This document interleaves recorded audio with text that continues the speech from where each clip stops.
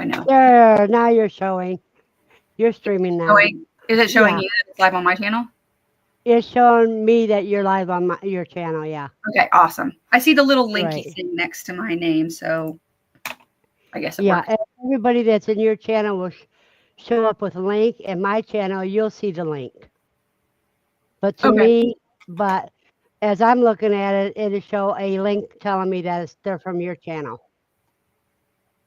Oh, I see. Okay. You know.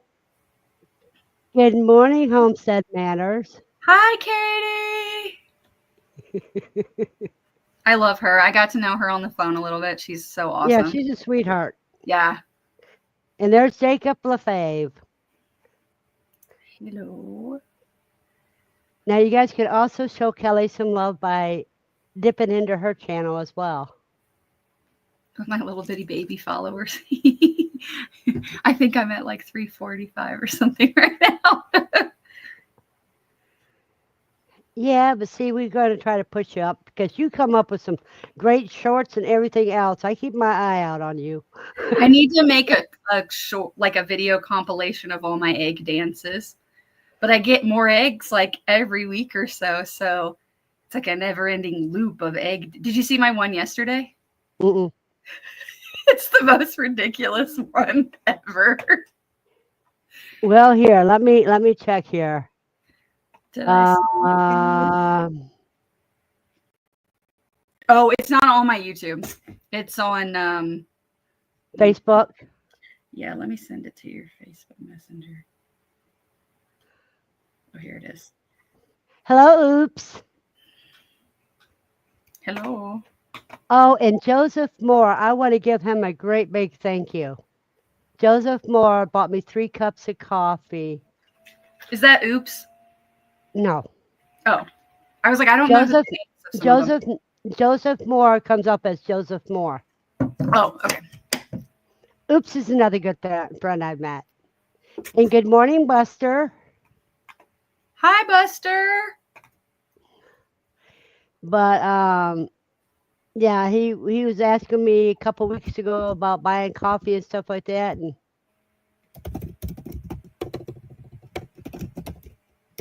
and he had bought me 3 cups of coffee. And so out of that $15, I got over 13. I got $13.50 of it. Oh, nice. Yeah. They take less money than Venmo. Than YouTube does. Right. Good morning. There's a dinosaur omelet.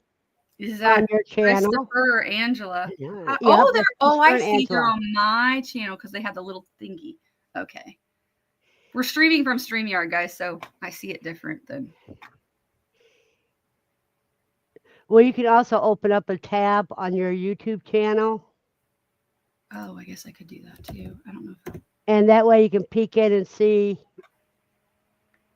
Oh, here we go. Oh, wait, that shows up yours, not mine. Let me see here. Oh, no, now it shows that I'm over there. Okay. See, it shows me that you're at your channel. Yeah. I'll be back. We will see you when you get back. Hello, Sue. Sue's the Bud Files, and she's a good person to watch too. Oh, that's a mountain with the sunshine. I thought it was a barfing emoji. And then we have Matt from Grafted Branch. Hi, Matt. And we're going to give him a couple minutes, and then I'm going to start peltering you with questions. I forgot to check if I know the answers. Hopefully.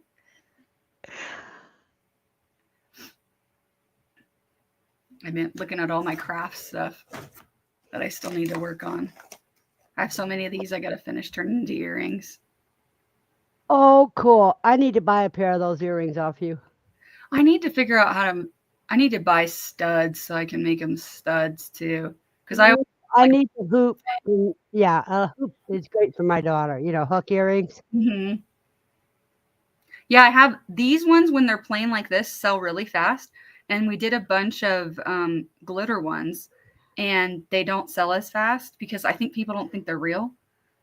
It's funny because people will start touching them and stuff and being like, oh, that's an odd 3D print texture. And we'll be like, those are real. And they're like, yeah, those are real. Oh, Rebecca says, how are your chickies doing, Kelly? Uh-huh. So I got 20 chicks from Thieving Otter Farm. They're the Dark and Stormy collection, which has like the black gene in it. Quail or chickens? Quail. Quail. Okay. Well, I don't hatch chickens because the likelihood of them being roosters is just too much for my neighbors. Like if it ends up being a rooster, it's just a whole thing. Like they already have a problem with the quail. So I just don't even like I buy sex link chickens and I probably will spend a lot of money to buy like actually sexed silkies. Like if the Dinosaur Omelet starts selling silky live birds and they want to ship them across the United States, I will collect them. No, I got 20 of her Dark and Stormy collections, and Utah is so rough on egg shipping. It's not even funny. Like I swear they shake, and it's like ridiculous. And I had 14 of them develop, and all 14 hatched, and they are the most. I've had blacks, like I do have blacks, but these ones, I don't know all the gene stuff because I don't know a lot about genetics. I'm learning from her, but they are the prettiest black chicks. My daughter, I took a picture of my daughter this morning. She just sits by the brooder, and they see chicks all the time. Like there's always chicks in my living room, and she just sits by the brooder and talks to them and puts her toys next to the box and plays with them. And apparently they change color when they get older. Like they're really gorgeous, but that's the best. Like honestly, that's probably the best hatch rate I've ever gotten. Like all the ones that went in a lockdown actually hatched. They're super, super pretty though. Oh, hey, thanks, Buster, for hopping over there. Yeah, he came over to give you a thumbs up. You need to connect with her. Everybody should connect with Kelly, with Feather Connections. Yeah, my channel's not super serious, but it's helpful No, stuff. she has a lot of information, and she uses humor to get it by. That's a good description. I like that. Well, it's the truth. Yeah, no, it is.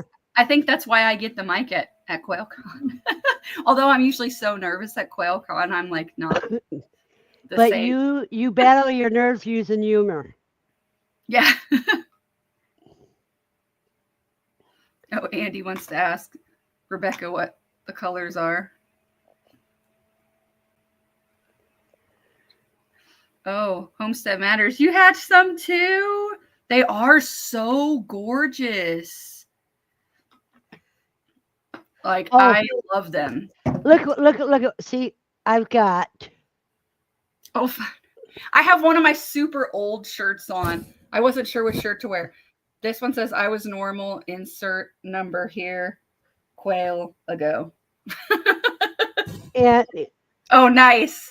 You're decked out. I got both of them on in honor of Kelly.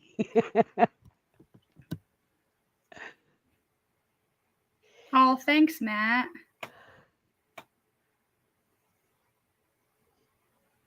Matt, I think my husband was asking you, your climate's pretty similar to ours, right? Like, do you guys get winter though, or not really? Because you guys are you're more south than us. So I don't know if you're comparable to he's also up the mountain a little bit.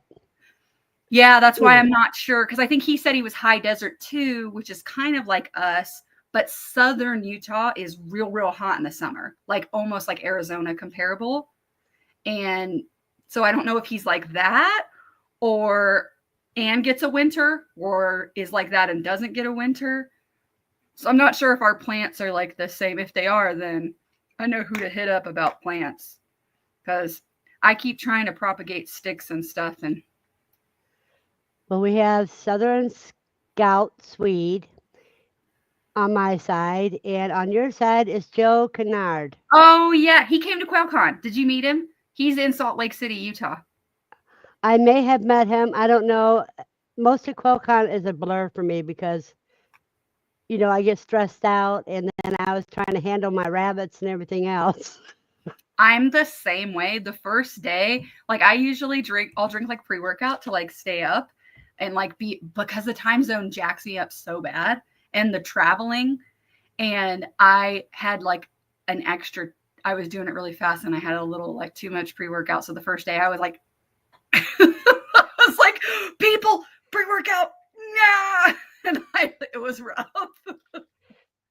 Matt says it goes from single digits at night in the winter to triple digits in the day in the summer. We're probably close in growing season, and if love to help in any way. Yeah, he'll help you in any way. Yeah, I don't know if, I think their growing season might be a little longer than ours. We're in Central, so it's like, I swear we will still get snow up at, I've seen it in June. And we're not that high up the mountain. We're on the bench. So it's nuts. Like, and it'll be great. Like, this has been the most mild winter Utah has like ever had. And everyone else, all the rest of you guys are getting dumped on, even in like Louisiana and Florida. And we're just chilling. And my kids are like so mad. They're like, why don't we have snow? We bought all our snow clothes. And I'm like, and watch, it'll start snowing in June as soon as I try to put stuff out. You could always threaten to ship them to me for a couple weeks during the winter. Yeah. Oh, my mom's my mom went to Florida now, so there's not that many people there. My sister's there, but I don't know if she would. Everything's thawing here and it's a mud swamp. Yeah, my backyard, I need to like put some steps or something because we just slide down the hill to the quail shed and it's a muddy mess. And then the chickens get all muddy and then come up and we're like, no, keep your mud to yourself. This is the weather for that Buster's putting up with in Cement, Oklahoma. Oh, I was going to say, it always says the city, and I'm like, what state is that in? Okay. Conditions are sunny with a temperature of 55. The wind is blowing from the east-northeast at 11 miles per hour. The current humidity is 37%. West Plains. And that's in Missouri. And sunny with temperature of 47. The wind is blowing from the northwest at 13 miles per hour, and the current humidity is 43. I don't think it worked for mine. Is she near Jasmine or Chris Carnes? Do you know? She's south of them. Oh, okay. You may not be doing it because you. Let me do yours here. I don't even know. I haven't been out there yet.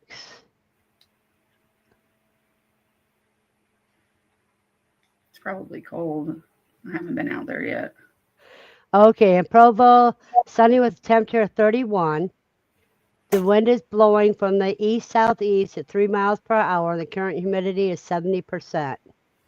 Ooh, it says on my phone it's going to get to 58 today. Still not warm enough for my father-in-law to turn on the hose. Okay, let me put it this way. Kelly, your situation is kind of sort of like mine was. Yeah. To the fact that, tell us about the worst struggle you have. I think it's being in close proximity to neighbors. Like the houses in Utah are so congregated that we're like 50 feet between houses or less. And so they can hear everything that's going on in the houses. They can hear everything outside. So if you're trying to grow out a bunch of roosters, it's really hard in the summer because everybody gets longer hours in the summer. So if it's light until 11 o'clock, the roosters are going to crow no matter what you do. And I think that's been the biggest struggle, is that finding that sweet spot and trying to get the roosters to be quiet enough. And a lot of people are like, oh, we just cover them up, they'll be quiet. No, they won't, guys. They will not. They will absolutely not, because they can hear still. Unless you put earmuffs on them and then covered them up, like blindfolds and earmuffs, maybe they'd be quiet, but I doubt it because they probably crow just to hear what it sounded like with earmuffs on. So we had probably 200 quail in our little shed, and we killed all the males. And then the neighbors were like, thank you so much. And So we were trying to figure out how to still get fertile eggs, because we have like, we make dog treats, we have falconer customers, we have bird dog customers, like reptile customers. Like, we need ways to have fertile eggs to keep being able to produce and replace breeders and stuff. And it's kind of hard when you can't have males. And so we ended up we do a subscription through Guidros Family Farm, and we just get 100 eggs a month, and that helps. And then I finally decided to do sex links. So I have one cage out of all the cages that has males. And so there's like 3 males in there. And that way if they hear a noise in the night, like a neighborhood cat or a dog or someone walking down the street, and they start to crow, they'll crow one time and then they'll be looking at the other males. There's no one to respond to them. We found out that if that happened, like they heard a stir in the middle of the night, one cage would crow, and there's like 2 stacked cages with like 4 tiers. So they would crow to this one down here and this one down here in each cage, and like check in on each other. So it would be this chorus of like, hey, are you okay? Did you hear that noise? And back and forth, back and forth. And that's what the problem was. So it doesn't matter if you cover them up, because they will still make noise. They'll do it in the middle of the night. And so we just kept one cage, and that's kind of helped, because they're not calling back and forth to anyone, because there's no one to talk to except the ones that they can actually see. So we've kind of done that. Earmuffs for the yeah. And that's kind of helped. It's starting to be more light out though. And so they'll crow during the day, and I don't know how that's going to go, because they just don't like the noise in general. And our city's kind of unique, whereas like most cities you can get away with they're not poultry, they're not game birds, they're not waterfowl. Our city also has an extra ordinance somewhere that says like, if we don't say you can have it, you also can't have it. So it's going to be kind of complaint based. Even if we were allowed to have it and the neighbors complained enough, I think it could cause a problem. So it's trying that sweet spot of like trying to keep people that you live in close proximity to happy, but also still trying to, at the very least, provide meat and eggs for ourselves. But we do help a lot of like falconers and stuff and bird dog people. So it's kind of hard if you can't constantly. Yeah. So it's kind of hard. I'm trying to find neighbors that will do trades, because we have bees, and bees are kind of expensive to get started into. So I'm trying to I have a neighbor with goats that has been fined so many times by the city for having goats when he's not allowed, that I think the city just writes him a ticket and he just pays it, and he just leaves the goats there. So I'm thinking he might be my best bet into moving a cage over there, because he's 3 houses down, and then I can just take care of them there and we're good. And he wants to like do splits with my bees. So I think if I'm like, I'll let you split my beehive and take half of them, then I can move a cage over there. So I'm hoping, because screaming goats are so much louder than quail ever will be. So if I can move them over there, then I can I'm really hoping to figure it out very soon, because I do not want to get rid of any thieving otter farm babies. They're so expensive and they're so nice. And I will cry if I eat one of those. I will cry in the kitchen sink as I'm processing it. And I got some from Southern Biophiliac, like sparklies, and I don't want to eat those either. So, you get like a couple that you're just like, I can't eat you. And then you're like, but you're a boy. So I don't know. I might clean out my deep freeze room and put a cage in there of just my pretty boys that are going to have names and bows on them. I don't know. We'll figure something out, because they're not going anywhere. They will not be food. There's an idea for you. Which one? Just what I got posted on this. Lasting for a while, and the roosters are the lesser evil. Yeah, I have heard of people doing setting up speakers randomly around their house and playing like roosters crowing or something, so that it echoes. And then when the city shows up to check, there's nothing there. I can't remember where I saw that had happened to somebody, and they had to get rid of all their animals. So just to kind of like, to the neighbors, they would put speakers in their house and blast it in the middle of the night, like roosters crowing and stuff. And then when the city would show up, they'd be like, yeah, I don't even know. And then oh, you're good.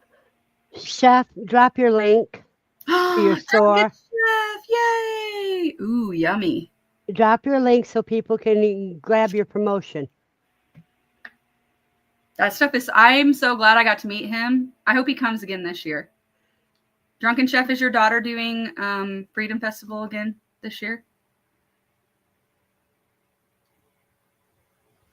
We'll wait and see what he says. Because I got to meet him at the farmer's market, and that was super fun.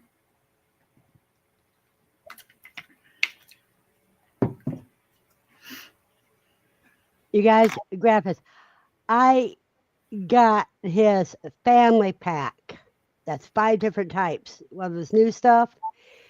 I gave it to my grandson for Christmas.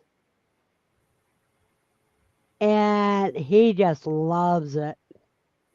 Grandma gets the neatest things.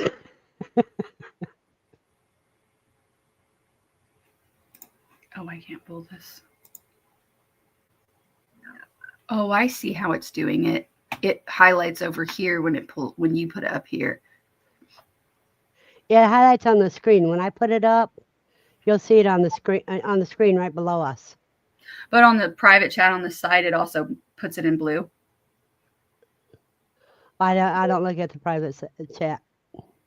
That's the only way I can see my ones, but let them free in the neighborhood every month.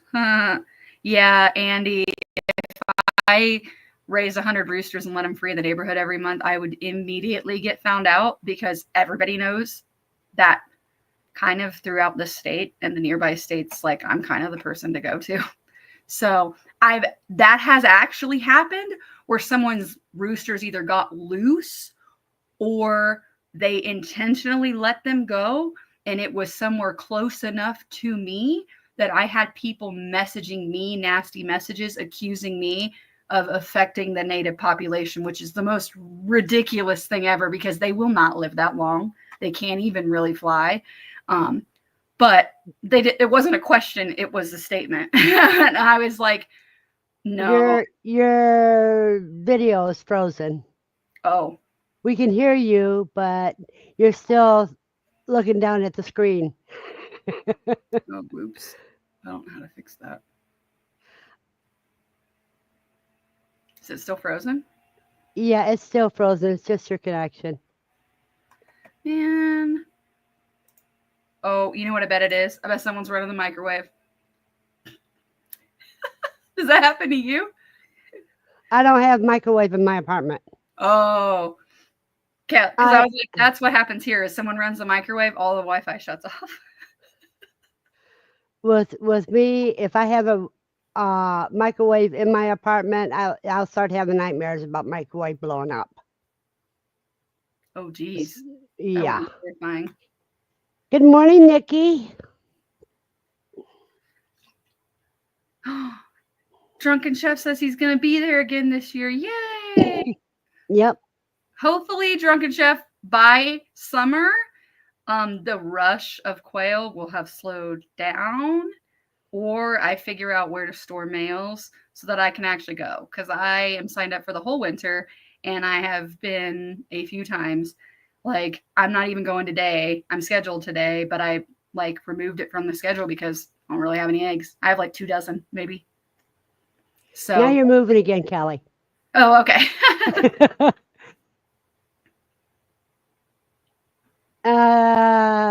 Homestead Matters wants to know if your router is by your kitchen. The upstairs router is not. It's a 3-floor house. So I think the top 2 floors, the router's up here. I'm on the 3rd floor, and we live in the basement, and our routers, I mean, it usually doesn't affect our router that much, and I think it's because it's kind of blocked from direct interference. But on the middle floor, when you turn on the microwave, the 2 computers that we have up there will just shut off. But they're like in the dining room, and the microwave's like in the kitchen, and they're like side by side. So oh yeah, it's not the whole house, but basically the 2 computers that you use the most, the Wi-Fi will like intermittently shut off. Okay. Now you okay. You do more than just quail. Yeah. I mean, more than like live birds, you mean? Right. You do more than just egg cells Yeah. and live Yeah. bird cells. We do quail egg jewelry and a lot of education on that because people think that we just put an empty egg on a chain, which is crazy. Like it would break so easy.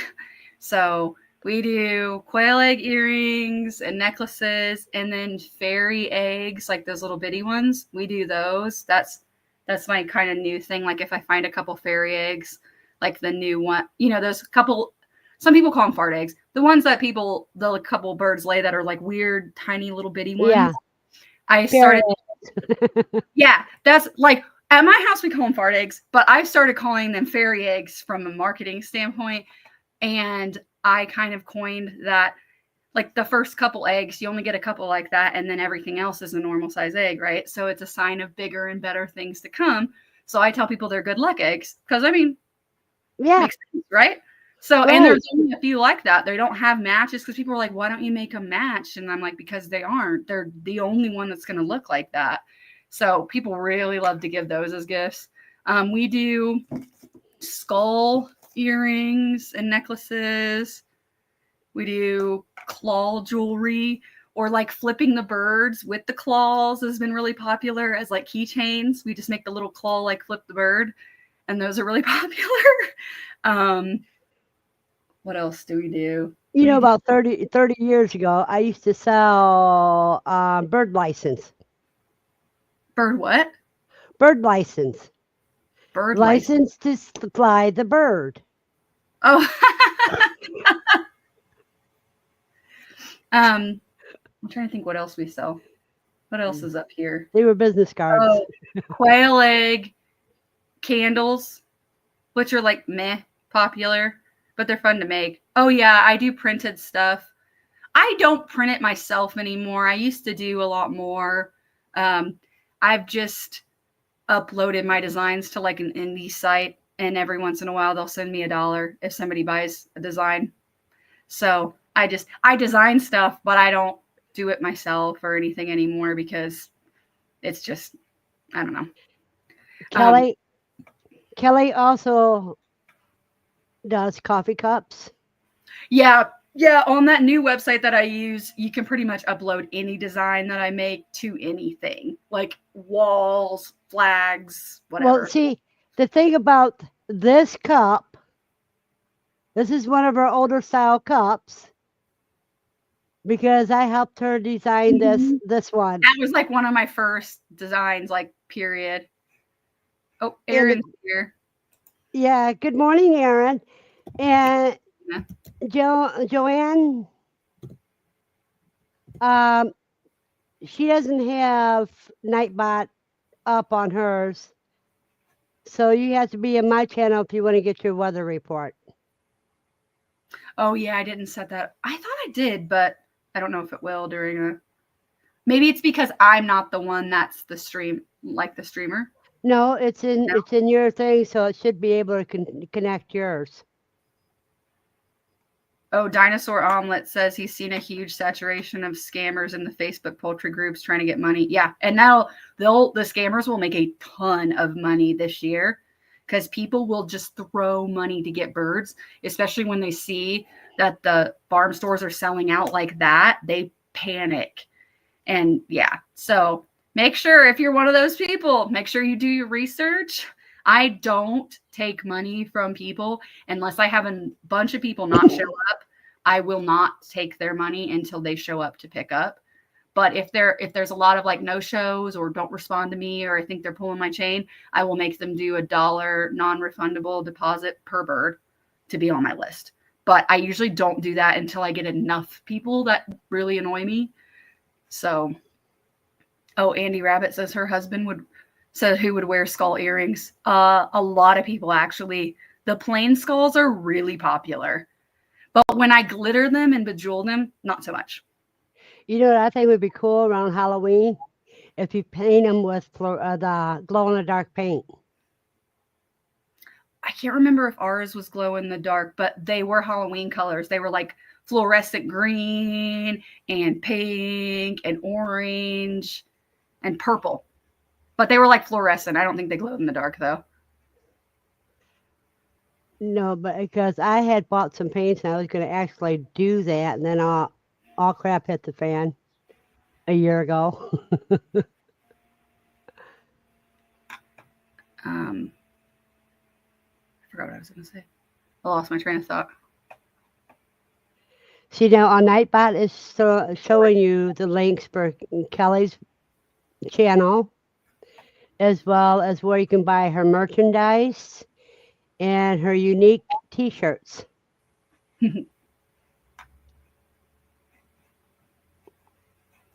Was like, oh, as far as other stuff we do, when we can grow out males, we have falconer customers, but I usually keep that on the DL because I'll get overrun by the state of Utah. And it's just a whole thing. So I have a couple that I will help. And then bird dog people will call me. A lot of them are newer bird dog people, and they've made the mistake of like training with falcons, or not falcons, with pheasants, which are like $30 a bird. And that's insane to like take a $30 bird and let your puppy practice hunting it down. I'm like, woo, no. So a lot of those people find out about quail and they're like, oh, thank goodness. And I'm like, yeah, you just saved a lot of money.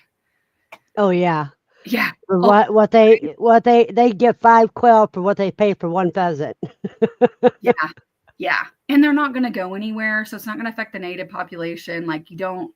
Yeah. And it's really funny because they apparently have bird flickers, and they have these little like, it's like a bird shoot. They put them in this little like, it's like a metal trap, and it has like a bar that goes across the bird, and they hide it in a bush. Do you know what I'm talking about? Have you seen these before?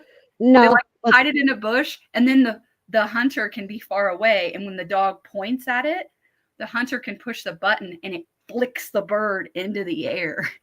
Yeah, it flashes them. And then sometimes they'll fly. I have to know how good of a flyer they need to decide what age and what type of bird to give them, because I've seen people do it with my really old breeders or like in a molt or something, and the thing just goes up in the air and falls back down, or they weigh too much. Some of them, the trap can't flick something that heavy, so you have to have a certain weight bird. I've seen a couple people do it, and certain weight birds do not work for that, and it's really funny because it like disables their trap or their whatever that thing's called. Okay. Yeah. Now, what other things do you do to be more self-sufficient at your home? We have chickens, and we have Muscovy ducks. Yeah. We have Muscovy ducks because they're quackless, so no one can hear them, and they're wrapped in like a dog run, so no one can really see them. And they're really good moms. So like they'll lay, the downside is you don't get eggs all year, but they do lay some like really big clutches of like 25 or 30, and then they'll hatch them all out because they're that big. They can actually hatch that many.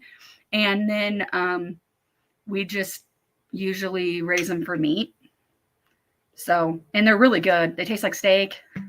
And my son has learned to help me with them because he really likes the heart. And so he kind of learned to help me with it a little bit. And yeah, I really like raising random things like that. The kids have learned. My youngest is still too young. She's like 5, but my son, who's 10, has learned quite a bit since since COVID, pretty much, like where food comes from and what it takes to be able to like raise your own food. So I think it's really cool kind of watching that. That's not something I ever would have been able to do at that age. But yeah, and then we have bees. We'll see how long we have bees. I think I'm going to do a trade with my neighbor and have him help me because he'll wear a veil and nothing else, not even gloves. And he's fine with it. But I think one got in my hood the other day in my bee suit. And I run, but you can't outrun the bee that's in your face, like in it. And oh my gosh, I was upset the rest of the day. I was just not okay. I'm actually terrified of bees. So when they come out and they climb all over me, I'm like, like it's ridiculous. But the reason I started doing that is because if you can't access sugar and like I know some people like tap trees and stuff. We don't have those kind of trees here. Then honey would be a good way to get sugar. So I figured learning that, which is a more fine-tuned, difficult skill, it would be helpful in the future. So, but also it makes really good trades for things. So I'm hoping that will come in clutch with trying to find somewhere to move birds around to. But I think that's pretty much it. We're trying to garden. I'm not super good at it. Usually it gets to a point in the summer where it gets hot enough that I'm like, I don't care anymore. So I just won't do it. So, yeah. Okay, now I'm going to share with them about one of your educational shorts. I was like, oh no, what are you going to share? Could go any way. Of will that cage work for my quail? I'm totally screwing with you guys. That is not a quail cage. That is an animal trap. Don't use something like this to house your quail. Welcome to episode 4.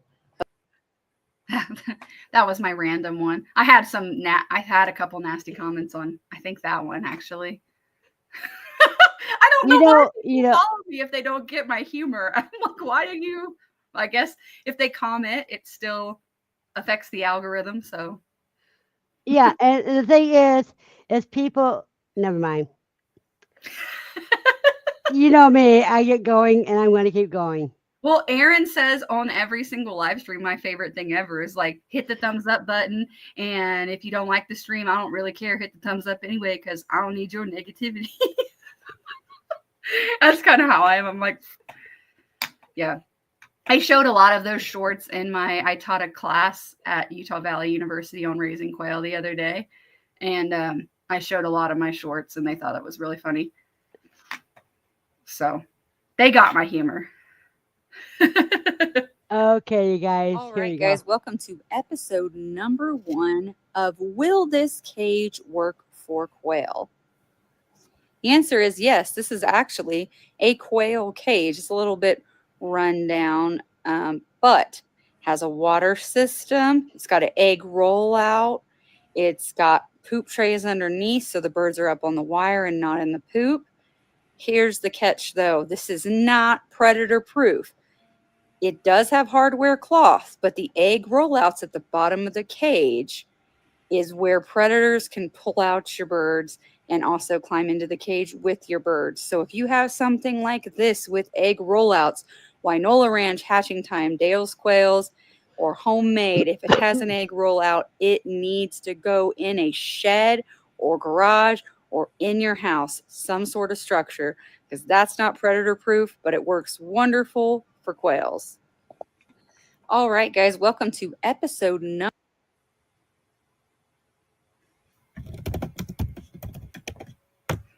Bye, Matt. Thanks for coming. Have a blessed day, Matt. And hopefully see you either tonight or tomorrow. Andy Rabbit. Is that Good morning, Mel. Hi. Mel made it. Mel, I was going to text you the other day about Joey's thyroid stuff. So remind me later.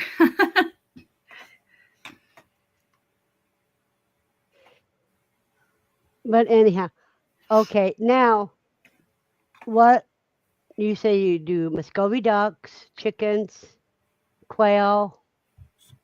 Do you garden? I try to. I'm not super good at it. It kind of depends. Practice makes perfect, dear. Yeah, it's okay. I think it's disheartening because things die so fast in Utah. And then it just gets hot and then you're like, yeah, screw it. It's going to die anyway. I'm not going to go burn myself trying to water it. So yeah, good morning, Leah. Yeah, I do a little bit. We have fruit trees and stuff. Obviously they get water. I'm going to try to do a lot of cover crops this year, like crimson clover.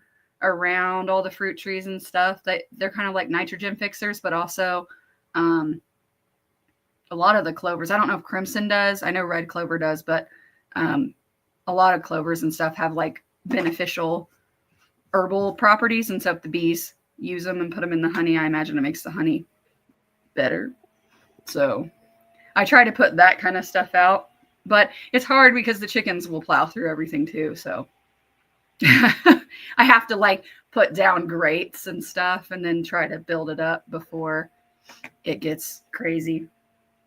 Oh, what? Now I'm going to do something I haven't done yet today, and I usually do it in the beginning of the chat.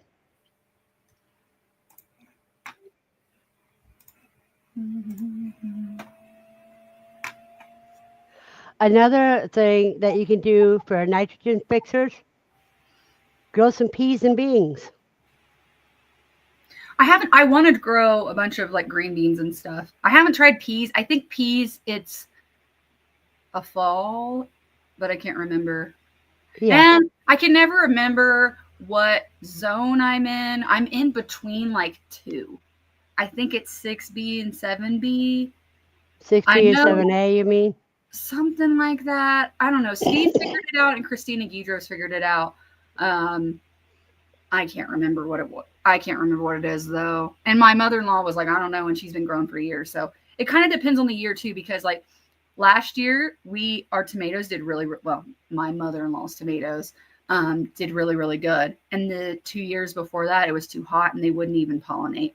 So it just kind of depends on the year too. So yeah, sometimes you put the same amount of work and then the weather just does not work. That's part of being in the desert. So, but I'm doing a lot of those things that you can just kind of throw out and then they go on their own, like the crimson clover. And I got hairy vetch and. How about some borage? I don't think I have borage. I might have seeds somewhere. I think I bought a couple starter plants last year and it lasted for a while. But then sometimes the chickens, what's that other one? It's like big, what is that called? It's like big leaves, like plantain, but it's not plantain. I feel like it starts with a C. It's something that livestock eat a lot and it propagates on its own and it grows naturally in other climates. Not really here. I can't remember what it's called. I think it starts with a C, but we had a bunch of that. And then the animals figured out what it was after I took off the gating around it and they plowed all of it. Comfrey, that's it. I was like, I knew someone would pop up what it was. Yeah, I found comfrey. And it was the first year ever last year that I found comfrey. And we planted it in several places and kind of covered it so that the chickens and the ducks didn't eat it. And then we took the things off and the chickens weren't messing with it. So I was like, we're good. And then like 2 days later, I went out and the ducks had eaten the entire thing and then ripped out the root too. Because I was like, it's cool if they eat the thing and the root's still there, it'll still go. But they ate the whole thing. And I was like, Dad, grab it.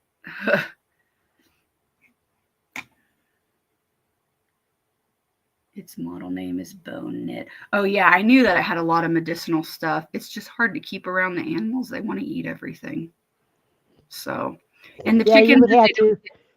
You would have to put a cage over what you don't want the animals to eat. Yeah. And like I put the ducks up. So the ducks are in their area for now. But yeah, the chickens I don't put up. They just go in their little thing at night because they're too loud. They'll scream at me all day if I put them up. And I have put them up before. But yeah, I just don't because they cause too much ruckus and we eat a lot of chicken eggs. So I don't want to have to get rid of the chickens. What kind of chickens do you have? I have one bantam cochin left and then the other 4 are sex links.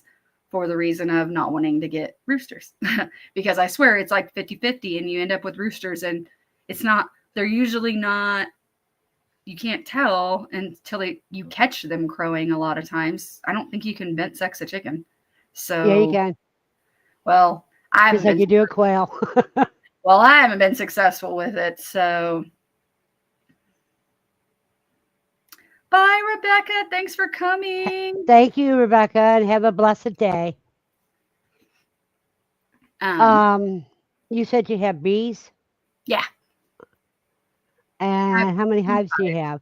I have 2 hives? and my one that I bought last year as a start it's exploded in population.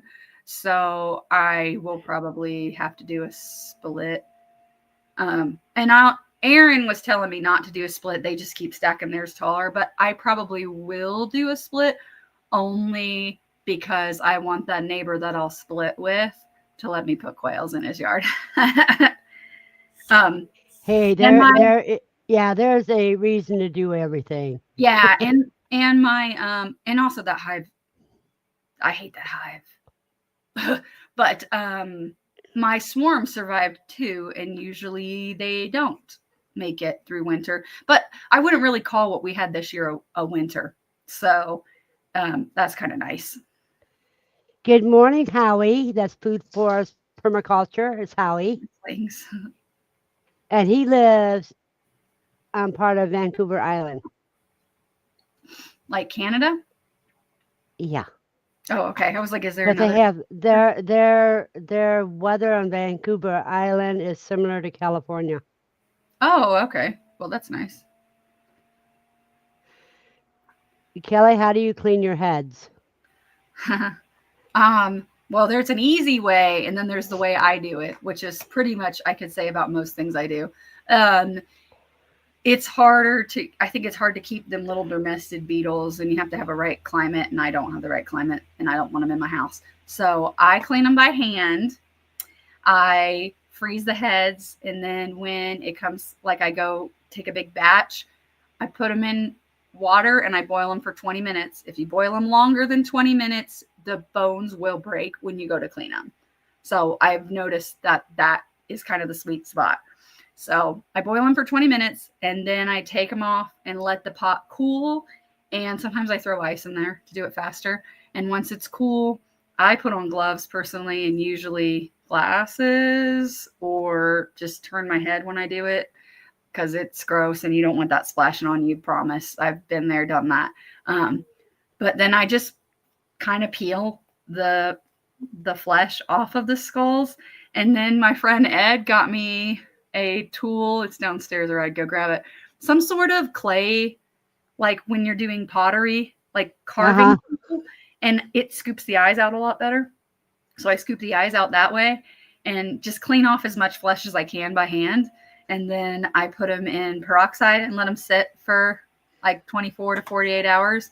And then when they're done sitting in the peroxide, I put them in my dehydrator and I just run it for like 12 hours on low. And then it just kind of dries. So let me see if I have a couple here. So they'll still, it's not perfect because you'll still see the little foofs and stuff, the feather foofs, because it's done by hand. But yeah, that's how I do it. I do it by hand. It sucks, but I usually can charge a good amount for the skulls, so it's nice. Oh, look at this. Mel had left 20 skulls in the compost pile for the beetles and maggots, but the crows took all of them and brought her back a chicken hip bone. Yeah, crows take like everything. They'll steal chicken. We have magpies here too, which are bigger crows. Like they're big, like the biggest crow you've ever seen with a big, long blue, black, white tail feather. They eat everything. And I think they're as smart as crows. Like they're kind of intense. So I've seen them pick up full chicken eggs. And we in Ohio we have crows and ravens. Yeah, magpies are like ravens, I think ravens are bigger, right? Yes. Yeah, a magpie's like a raven size, but just with a really long tail feather. They're trash birds, but you're not allowed. They're protected, so you can't really do. And we also have turkey vultures. Oh, I think we have those, but not in the city so much. Well, this is in Franklin. They're in the city. That's true. Yeah, I think I've seen those out of my mom's in like West Middletown, but yeah. A lot of people say they're don't know. ugly, but I think they're beautiful. They kind of remind me of like turkey naked necks. Have you seen those chickens? That's kind of what they are, really. Like, have you seen those little chickens though? What they got like no feathers on their neck On the and like neck. their face? It's hysterical. Mhm. And they're funny when they're mixed with silky chickens. They're called showgirls because they got like a little foofy skirt and like this. Yeah, it's really funny. I love those. I had a couple, and they're hysterical. I call them by another name. That's not appropriate for YouTube, but I think there's a video of it on maybe there's a video on one of my shorts. It'd be a really old one though. Oh, see, Witch Doctor. I don't know which is which. I know what a showgirl is, but I don't know if the other name is. I don't know if we're allowed to say that on YouTube or not. I don't You know can if say strippers. Oh, okay. I was like, I don't know if the stripper chickens are a different kind or they're the same. I don't know. So, birds and T-Rexes waiting to peck and devour you. Yeah, they're so. I think they look like something else when they don't have feathers, and I think they're so funny. I just love them. They're just the weirdest, and they do kind of look like dinosaurs. One has a bow tie and one doesn't. Oh yeah, I've seen those when they don't, and then you can see their crop full, and it like sloshing around. It's really weird. But those are really hard to sex, and that's why I haven't got more silkies since the last dog got in, because that was when I think we got 6, and 4 of 6 were roosters, and we didn't know. We would find one be a rooster and be like, oh, we got the problem, and then 2 days later the neighbors would be like, no, you didn't, and we'd be like, there's another one. And it went like that for like spring until summer, until we finally found all the roosters. It was crazy, and so I don't want to do that again. Well, you can vent some like you do quail. I think silkies are harder though. I've heard a few people say that have a lot more experience with chickens than I do, that they don't like silkies for that reason. Uh-huh. I wish they were as easy as rabbits. You know what Well, I mean? rabbits, you can't see it, you can feel it. Right. But also you can tell, like, I guess you can pull back more than you can on a bird. So Yeah. So do you have rabbits? we have pet ones now. We did for 6 months try the meat rabbit thing. And the summers are hard on them here, and I know you can breed so that they get more used to that. Yeah, the ones born in the summer are more heat tolerant. Yeah, but when it came time to process all the babies, we had like 25. I couldn't do it, and my son was super upset about it, and so my husband ended up begrudgingly having to do it. And it was really hard on him. They're so cute. Like it was hard, and I don't know why I can't get over something that has like fur. Like I could probably do a pig, I could probably do a cow, maybe a goat, but like I don't know what it is about rabbits. I think it's because when I was younger, I was in like way into 4-H. Like I have so many trophies, and I did like all the showmanship stuff, and I had the standard of perfection like memorized. Like I was way into it when I was like 15. And I just always viewed them as pets that you would show and not food. Like I never did food rabbits ever. I never did anything like that. I just did more show stuff. And so I think trying to get out of that mentality was really hard. And it was hard on my kids too. So I know how to do it, and I know a fair bit about rabbits. So I feel like if I ever need to do it again, it's not something I need like a lot of practice at. I'll be fine. And we like the meat. But yeah, we ended up just keeping one insanely huge New Zealand. It was like the biggest baby I've ever seen. It was like 3 times the size of all the other kits. It was insane. And we kept him, and we call him Tater. And then we have a Holland Lop we keep, and they're pets. So have a blessed day, Chef. Bye, Drunken Chef. Thanks for coming. Yeah, we just keep them as pets now. So it's hard to eat them when they're so cute. You know, when I was doing the cooey, Hmm. I was processing a bunch of cooey, and the problems I had with that was because I don't have the strength that they show on the tubes to do it, so I had to do it the hard way. But anyhow, a cute factor got me. When I got to Kiss, I could not process him. He was too daggone cute. Yeah. And I he try not to do that with the quail. So that's why they don't get names or anything. right. Well, I didn't name him till that at that time because that's what he reminded me of, and that's what I was seeing. It's a Kiss fan, because The, he was just he had the long hair and Mhm. everything. That is the thing I had the hardest time with. Besides that was ducks. I really had a hard time with the ducks. That was really hard. Now I'm kind of used to it, and I'm like, I look at the feed bill and then I look at the ducks and I'm like, okay, I can do this because they do eat a lot. But Right. yeah, it sucks. It sucks when they look at you with their little eyes. Like some of them you just feel worse for than others. So quail don't live super long. So I'm like, well, you had a good run. But it helps that I tell all my new people this too. It helps when you learn on someone else's animals how to process them, and then you try the meat and the eggs first before you get into it. Because if you try raising your own and then processing your own for the first time, it's always so much harder than like learning on someone else's that you didn't hand raise, that you don't have a name for or an affection for. That kind of helps because the hardest times we've had helping other people process were when they were processing their own birds. And that sucks. Like I've had people bring me males that need to be processed and they get to the point they can't do it and I'm doing it and they're like over there crying. And that just sucks. That is hard to watch. It's hard to do because then you're like the bad guy and like that sucks. I strongly advise all my people against that now, and I haven't had that issue in a couple years. So, and the person that did have that issue, I think, buys sexed birds now. So, because yeah, that was rough. Like, I usually don't have a problem processing someone's animals, but when they're sitting there crying, like that's too much. That's just Yeah, I yeah, agree. that's hard. It definitely it it takes time to get used to unlearning things we have learned and learning new ways to do it or like reverting back to the old ways to do it. It's a process. It takes time.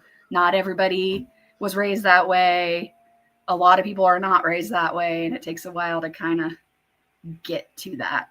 I think sometimes things happening too like with um, the pandemic made a lot of people kind of toughen up to see what they were able to do in case they ever needed to do it.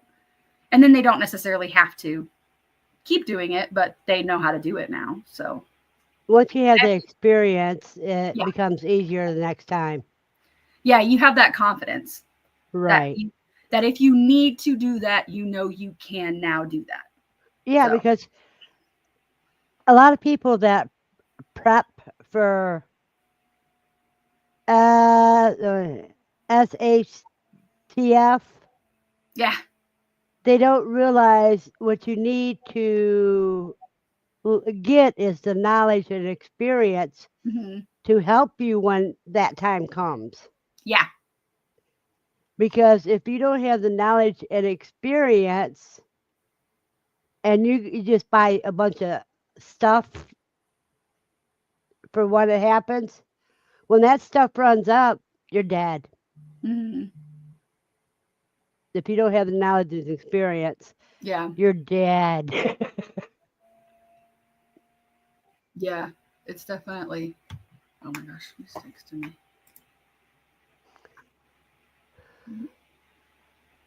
My computer's waking up. Okay, hang on. I'll be right back.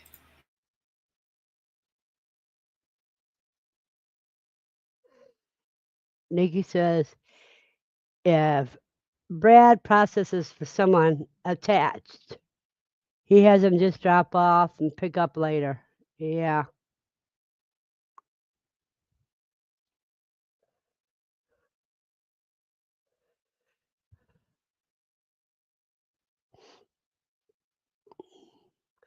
Well, when she gets back, we have Have your questions ready for her.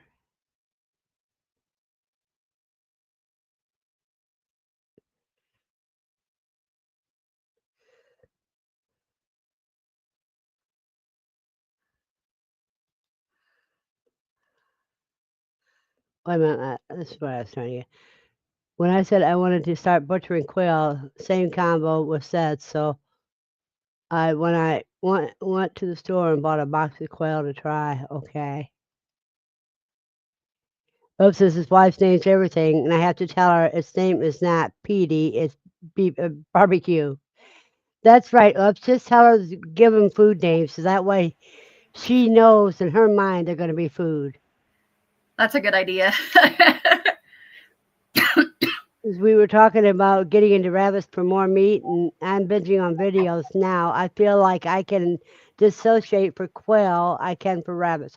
Yeah, because I bought the cuy. I got cuy because I've raised cuy before as pets and sold the babies. Okay, so I figured, I'm not totally 100% new. So I went into the cuy and figured, if I can process cuy, then I can do rabbits. And that is how I did it. Yeah, I think the meat tastes really good. I personally just struggled with it. But I think maybe when the kids get a little bit older, I don't know. I don't know if that's going to make a difference, though. That's just my personal thing. But I wish I had the room to get meat chickens this year. Because I know if I can do a Muscovy duck, I can do a meat chicken. But they stink. And there's a trick to raising Cornish crosses in high desert. And I think it takes several batches for people to learn what the trick. I've heard the trick. It's like you have to get them at a certain time of year. But yeah, they get that. Then you know what you do instead? Go to the store, baby. You order some American breastie from Aaron. I want to, but the problem is and I almost did, because there's people that have them locally here too. But the problem is with American breasts, or however you say it, is by the time they're ready for butcher, the males have already started crowing. Well, they just get butchered earlier. That's all. Yeah, but like I said, if one crow pops out, my neighbors are gonna go berserk. And it's also a pain if you can't tell ahead of time if it's a boy or a girl, and then you're like every day going out and processing one bird because you heard a crow. Because it takes so much longer than doing like a quail. Like I can just do a quail really quick over the sink and be done with it, but I feel like you got to set There's Joseph. Good morning, Joseph. And I still say thank you very much. I talked about you at the beginning of the stream.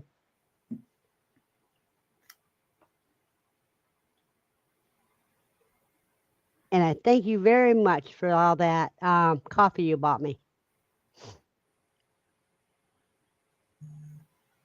Verna, did you go to Joann's and get a bunch of yarn? No, I haven't been back to Joann's since I got the stuff for the shrugs. Oh, because I was like, they had announced that only some stores were closing and our stores were not closing. But then they announced like 2 days ago, all of them are. And so I was like, oh, really? So I went and investigated, and they had pretty decent sales. The thing about is you get the Bernat blanket yarn, Bernat Extra, and that is really. That's my favorite. I use that for everything because I don't like the little yarns. Like my eyes aren't that good, so I just don't like them. But you haven't seen the shrug. Did you finish it? I finished all the shrugs. Oh, I think I saw one in progress, and that was all I saw. Okay, just a second. Let me I was like, go get him. It's show and tell time.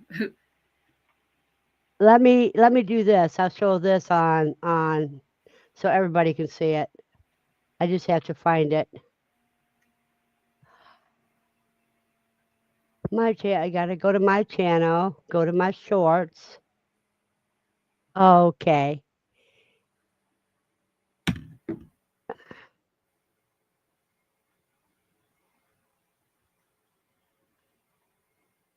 Now this will be my daughter is modeling the one I made for her.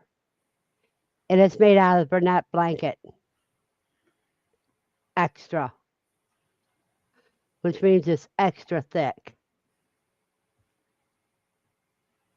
Oh my gosh, I love that so much. That is so perfect. I was like, ooh, ah.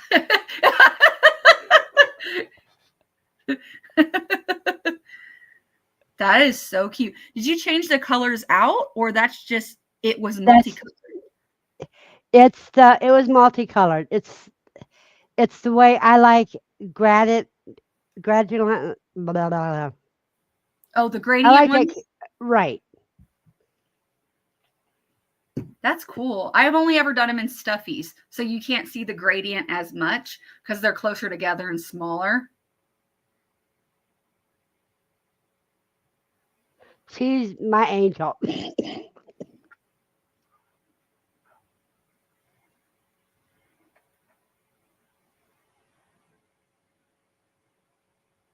I'm trying to do something with the feather. Interesting.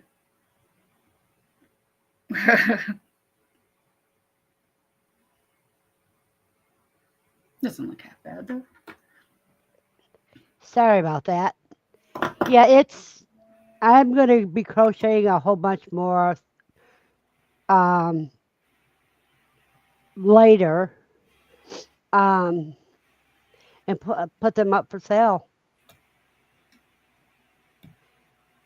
Yeah, you totally should. Those are so cute. Well, my daughter, she loves it. She says it makes her feel like a Viking when she has it on. Oh, that's so true. I never thought about that, but it's awesome. And another thing is that shrug can go over her coat. Oh, nice. Yes. How long did it take you to make it? What it depends on what yarn I'm using. If I use that extra thick, I can have it done in a day. Wow. How many skeins does it take? 3.5 scans to make it that big. Oh, okay. Is that how you say it? I was like, I don't know how to say it. I was like, I just made up a word. Skein, scan, I don't know. The floofs. How much floof balls? Oh, I've actually got one yarn that's called Squishy. Oh. That would be great. Like, let me see if I can find it. If I got some here. Bernat baby yarn or whatever. They had a bunch at Joann's, and they had like neon, like reflective colors. It was crazy. It looked like construction worker yellow and oranges. It was wild. I'm looking. No, that's none over here. So I don't know where I moved it. So I had to find out where I moved it. But here's a big ball of it right here. That's where I rolled a bunch of it up. Because I started it on something and took it apart. Oh, okay. It's a thick yarn like you like. But it's called Squishy. And I don't remember where I got it from. Is it by that same company or no? It's not Bernat? No. Squishy? No. Here's...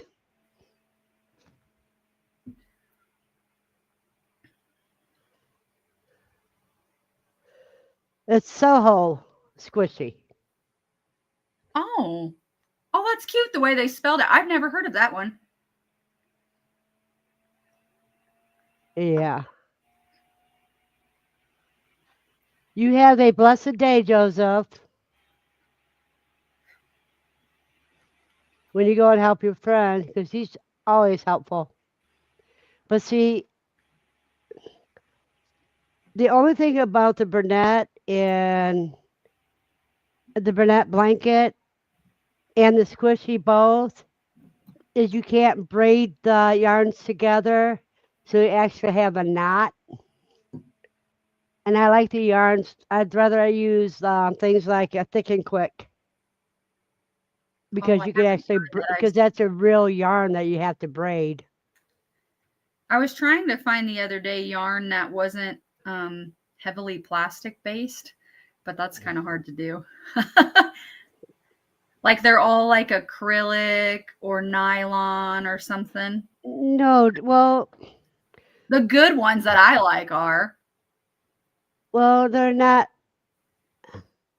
Here, let me give you some links that you can use.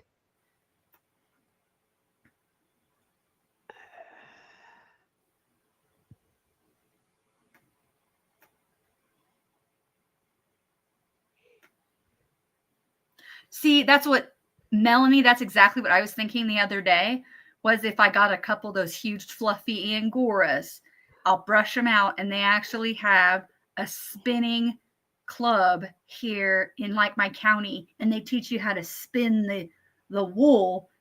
You have to card it and spin it and everything else. Mm-hmm. They teach that at one of the Pioneer museums too. How to is that what it's called? Carding it, where you have the little Yeah. brush thingies. Yeah, Yeah. they taught my kids how to do that with sheep wool, and they thought it was like the coolest thing ever. They didn't really understand what they were doing till I explained to them like what yarn, like they saw my yarn, and I was like, this obviously isn't wool, but like, same concept. Anything that says Chanel on it is plastic. Well, the Burnett, I think, is acrylic or something. Yeah. So I was really Well, that's bummed. what I'm saying. Yeah.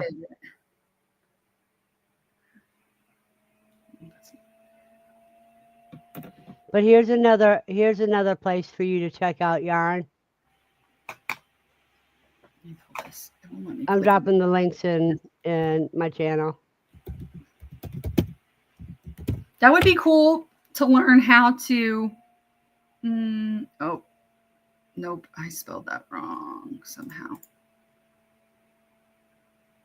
Oh, it's lion. That's why I put an S.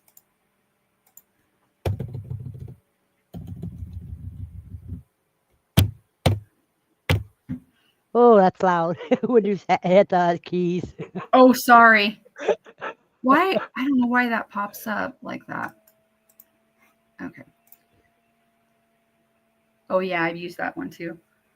Lion brand, I've used a little bit. I just always have to find the bigger ones. Though some of the projects wait a minute. Here's another good place.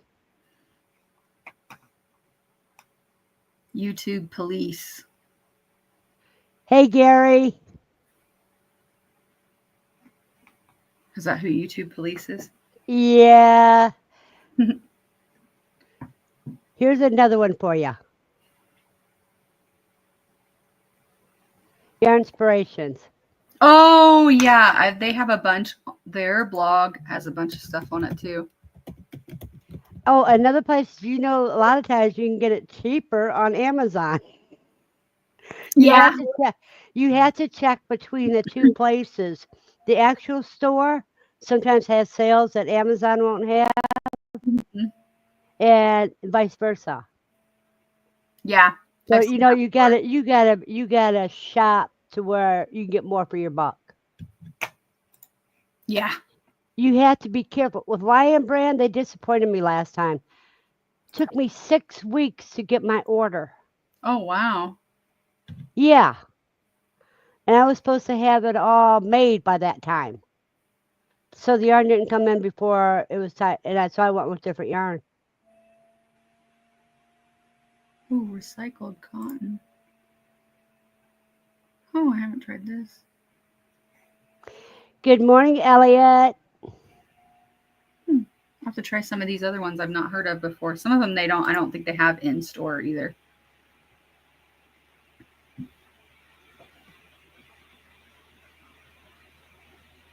Oh, sup panel. He's talking to me. Hello.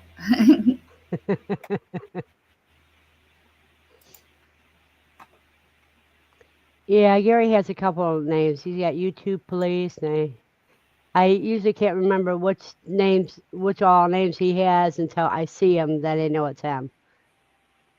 Why does he Associative have so memory. many YouTube names? Just for funsies? Different ones for different things. Oh, He's also got one for his homestead. does he have quail yet? This is the year to get quail. In case anybody doesn't know, this is the year. Because you Buy chickens and you could have 3 quail per square foot. Well, it's usually what, 10 square feet per chicken? Mm-hmm. I think that's if they're not free range. It's something like that. Yeah. That's what the internet says. Yeah, about Loop 29. But he's also got one for his homestead.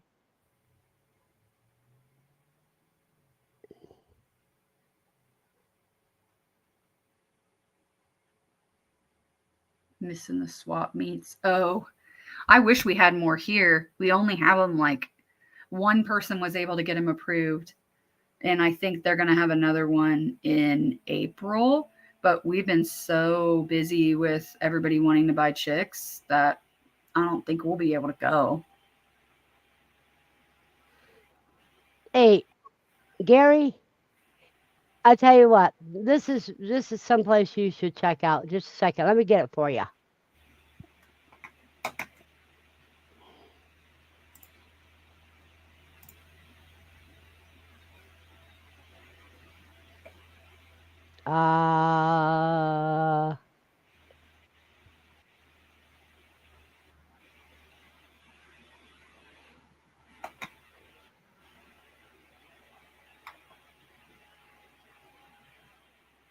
Here you go, Gary. This is what you need first. Is you get that book there. He's jumped into Belt Loop 29 from YouTube Police. And I know he's got a homestead one, but I love that. Have you read that book yet? I haven't finished mine all the way. I mean, it's not like I don't know it, but like I wanted to read through it anyways. And then pages to show people. Jenna and I gave 3 books away. What was it, a week ago? And people should be getting them soon. Awesome. Yeah, I got mine in an actual book. That's what they got. Yeah. And I saw the pic. I'm in a picture. That's Belt Loop 29 Homestead, Belt Loop 29 Cute Critters. Gosh. How does he switch back and Belt Loop and Food. And now he's back under YouTube Police. I have 4 YouTube logins. I thought multiple was a requirement.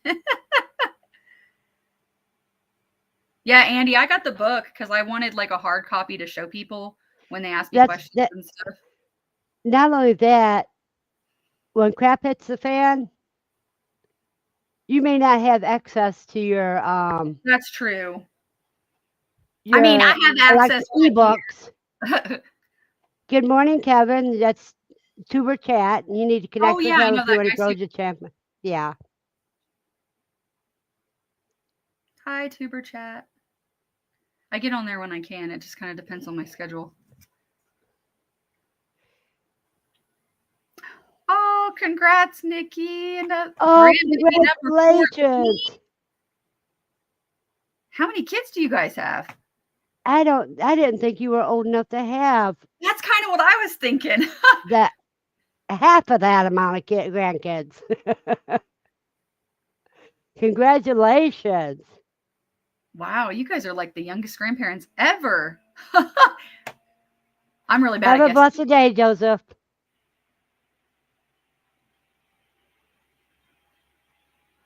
We should do a poll. Everyone tell me what my next egg dance song should be.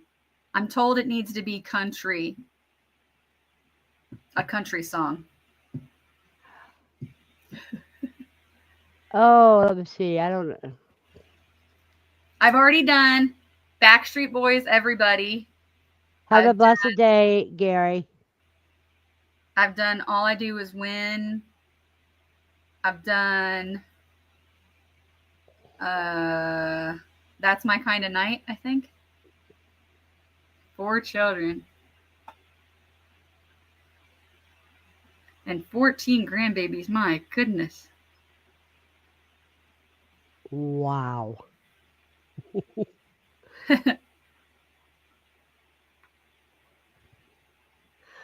I only know of 2 grandbabies, but I probably have a lot more. In fact, my grandbabies are old enough to have kids now.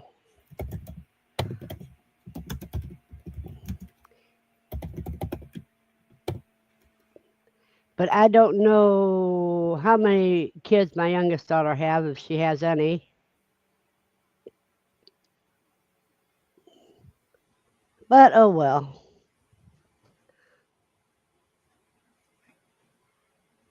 Nikki, did you get a copy of your book yet? We're in the back. Me and you and Brad. I know I tell you that every time I see you. I was so excited. That's like my claim to fame. All my Utah people were like, you know him? I'm like, yeah, I know Zach. They're like how well? And I'm like I have his cell phone number? Like, Which he doesn't answer. yeah, that's true, but they don't need to know that. That's only because he's not. That's only because he's crazy busy, not because he's. Oh yeah, he's a workaholic. Yeah. Zach is a workaholic. Yep.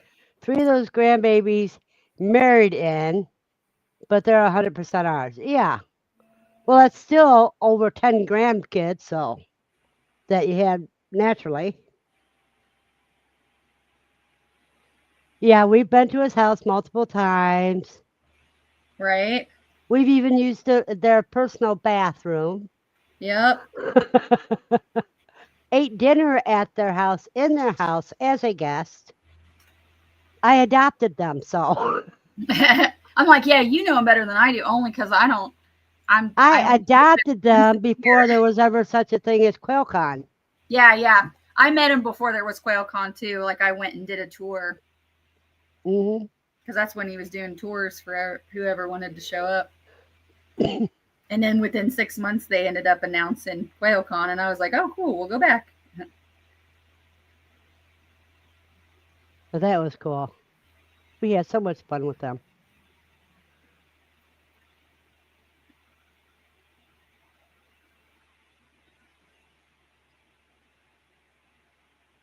You haven't ordered it yet? Andy, no, we have not heard anything about.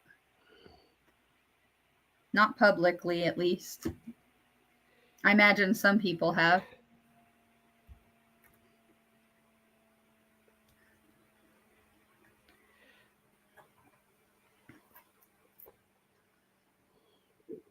What's this year book? Melanie, on his website, did you not see their email? On their website, they made a like Quail 101 book. And it's a lot shorter than the, Here's the link to the books. You can do it electronic or paper or actual physical book. Yeah, I just dropped the link. I did the physical book and got it signed. And then Steve, yeah.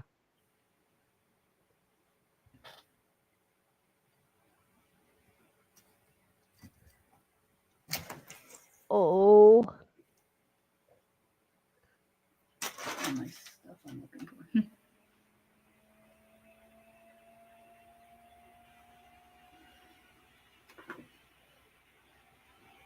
And it is well worth it. There's only $5 difference between the electronic and the physical. And see, we couldn't get that kind of deal doing the cookbooks that way because the cookbooks were too big and too many pictures. They would have cost a heck of a lot more. Mm.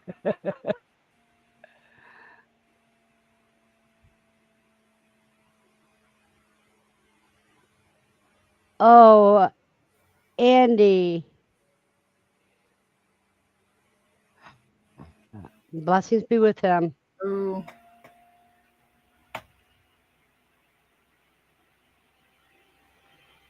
Yeah, Andy, that's what I said. And a lot of people, like the ones that know me, listen to what I have to say, but some people need a book to prove it. Yeah, see, it says right here, don't do that crap.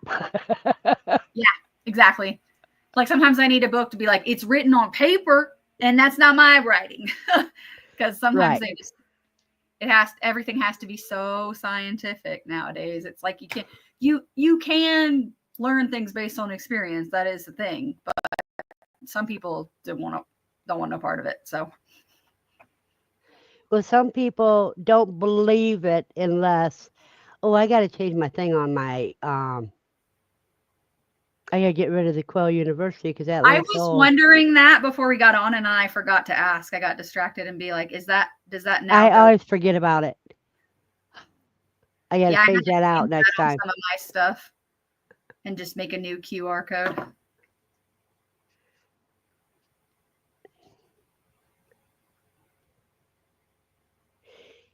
Yeah, because they're doing good on the book sales too, as well as the quail eggs and everything else. Are they? Do you know how far backed up they are this year with shipping? It'll tell you right in the hatching eggs. Oh, it'll tell you how far backed out there. When you go to collect on them. Let's say It's on always jumbos. It's crazy. It's crazy for everybody, and so I know it's crazy for them. Oh, they're out of stock on the jumbo mix and on the jumbo wilds, but you can get the jumbo whites. Oh wow, that's weird that the jumbo whites aren't sold out. I wonder if they make it out of stock once they get. Is it when he gets so many orders, he makes it out of stock until he gets If caught it up? goes, yeah, if it goes over a certain amount of weeks, yeah. Well, that's a good idea though, to kind of keep it. Thank you, Steve. Cuz is always good for that. But I don't have the QR code for that. Yeah, I had to the make QR. one. I need to put something else up there instead of that. Egyptian tea is 2 to 4 weeks. That's really not bad considering how many people are buying eggs and stuff right now. It's Right. crazy.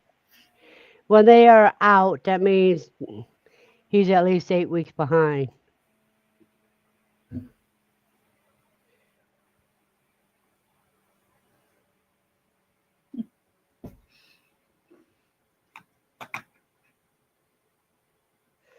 They're asking Steve. Well, Now Steve's got to go check on the weights on all of them. Hold on, I'll be right back.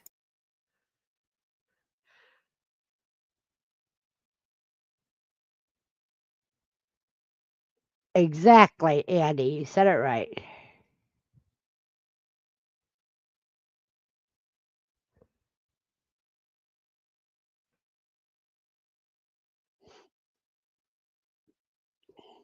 That's what we need to do. We need to get you scheduled for a live, cuz.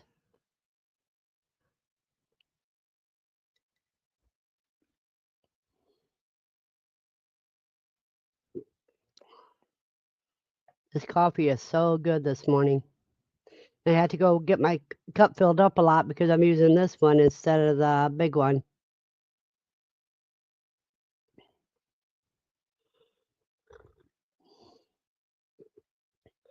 Two to 4 weeks on the Cosmos.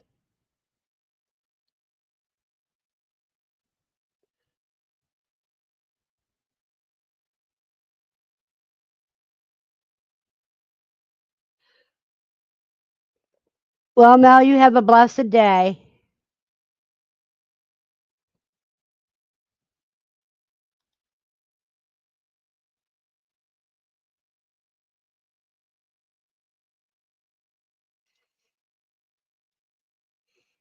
Hey, Brandon, haven't seen you in a long time. Like a coon age.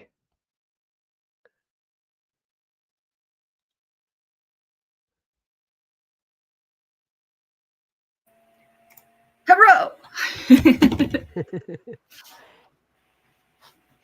Now I'll be back in a minute.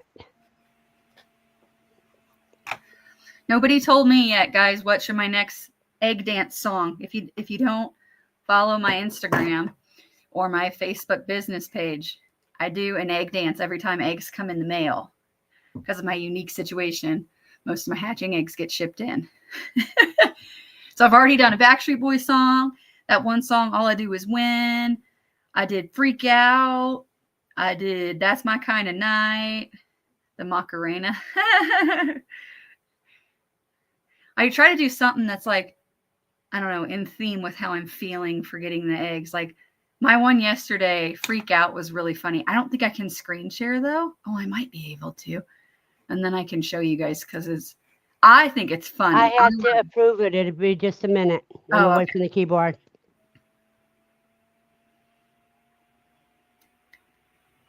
I think it's funny, but my husband was embarrassed.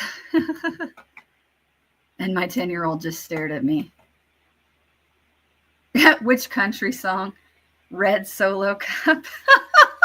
I don't drink, so I think a lot of people would be really confused. If I drank, then that would be the perfect egg song. Man, if I drank every time I got hatching eggs in the mail, I would need to be seeing a specialist on livers. Let's see if I can find it. Yeah, like that one song by I don't know who does that one song, that Freak Out. Freak Out. That song. How about it's just a little bit country, a little bit rock and roll? Ooh, I don't know if I know that song. Oh, I'm trying to see if my computer's going to let me pull up the video.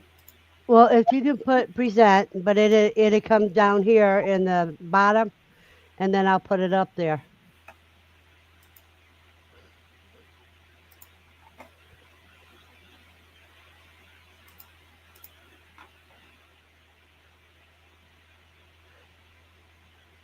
Oh, this isn't the right one. This is my oh, looking in the chat. I sent Seals Family Farm my funny ones because they're going to send me eggs next. They just got NPIP. Cool.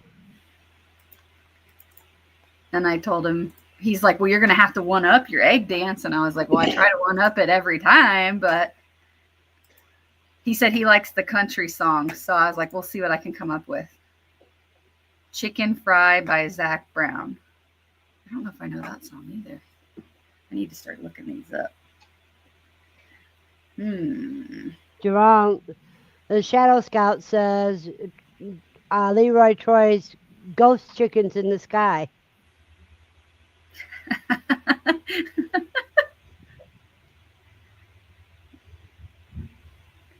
Chicken Fry?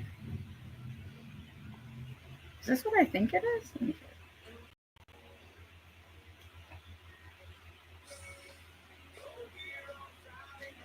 Oh, yeah, I do know that song. I really like that song. Okay, let me see if I can find this dance. Okay.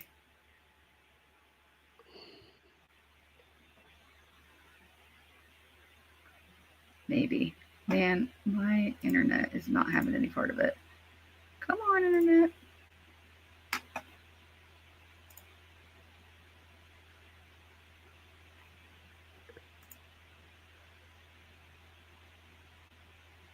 Oh, Steve posted it in the chat, but I don't think I can click on it. You might be able to. Well, there's a way to go about getting it.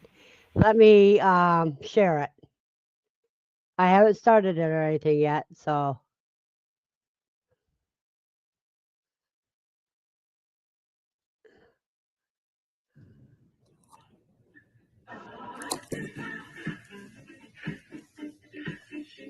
Freak out.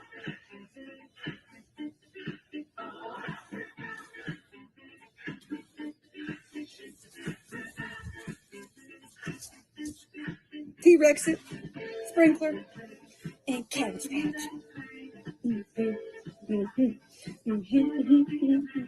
Freak out. Oh, yeah. Giddy up, y'all. We got eggs. So you see the eggs. Invader. Yes, we do. So many eggs. See. Oh, can't get back up now. Oh, shake. Let's go. Let's go. I'm freaking out. Freak out. Oh, shake it. Oh. Who loves hatching eggs? I do. There you go.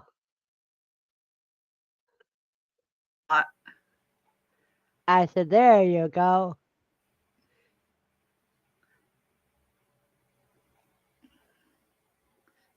I'm trying to think it.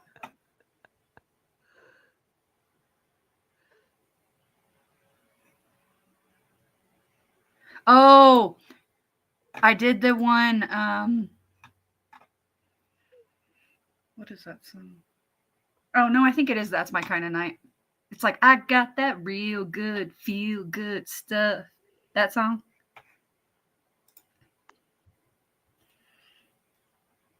And my morning is complete. Did you not see that, Katie? Do you not? I put crazy stuff on my Instagram, like crazy. I do egg dances every time now, and I started it because I got eggs from Thieving Otter Farm, which is like, because I like, honestly, they're expensive and they're really good, and I was like, I'm never going to be able to afford these, and I got some, and I was super excited. And so then I guess kind of started dancing with all my eggs. And I get them every month at least from Guidros Family Farm. So yeah, just go follow me on Instagram. It's the same name. And just follow me. And then it's on my stories. But also my business page, it transfers over to the stories on Facebook. All about the beat. I need to do Champion by Carrie Underwood.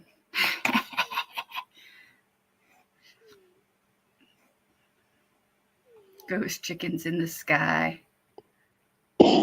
That seems to be a common one that everybody keeps saying. I need to look it up now. Do I know that song? I'm horrible at song names and people, like artists. Chickens in the sky.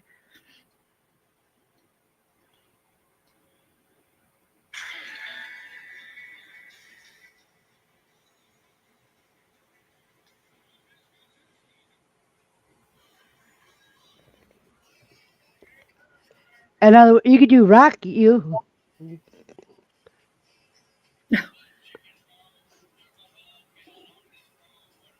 I don't think.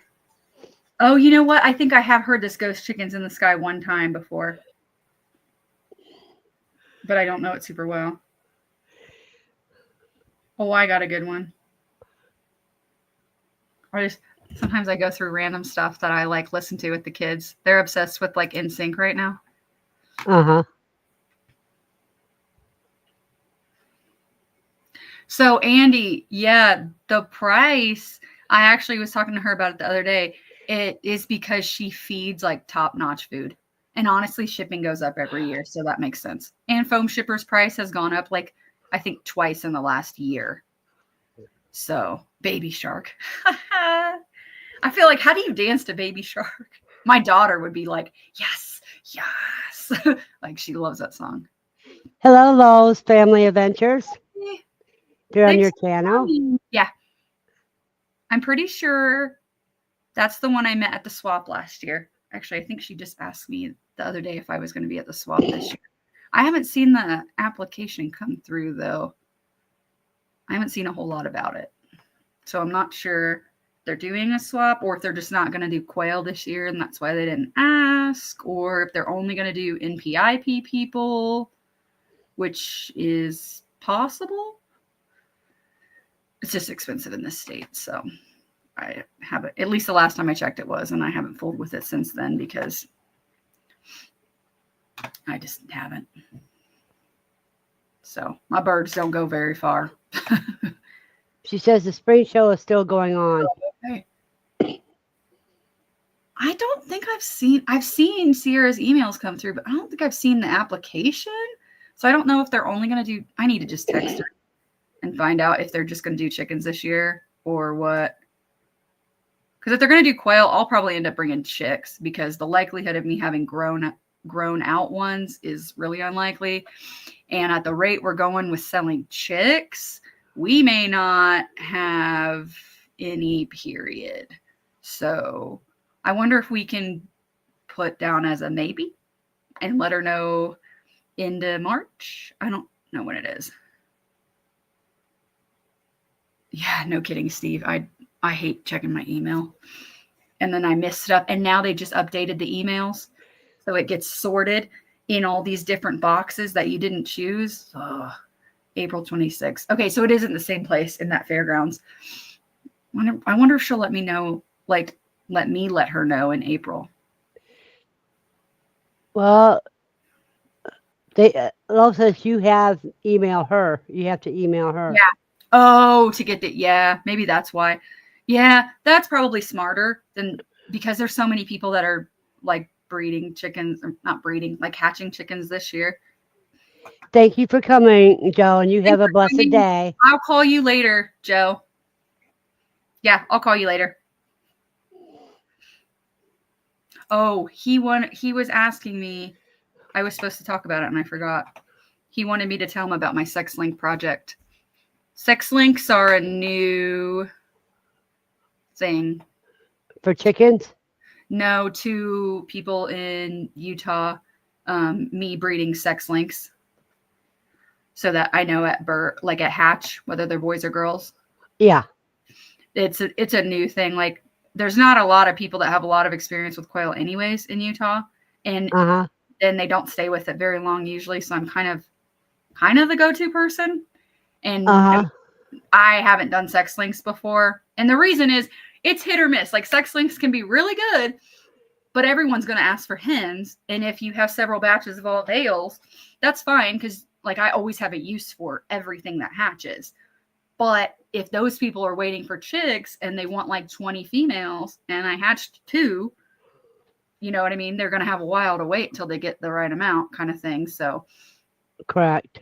It's a catch-20. It's good in some ways because I know right away what is going to be male. You know how to hatching. Yeah. Yeah, but it also is kind of like, I try to convince people to just go the unsexed chick route because it's a lot cheaper. Yeah. So I'm like, you can get twice as many chicks for $3 a chick versus like sex link, it's $6 a chick. And I cannot guarantee that you're going to get as many hens as you want because I only have so many that are going to hatch. And oh, you had a really bad hatch on Friday, Lo? A chicken hatch? I think she does mostly chickens. I can't remember what city she's in, but she is in Utah though.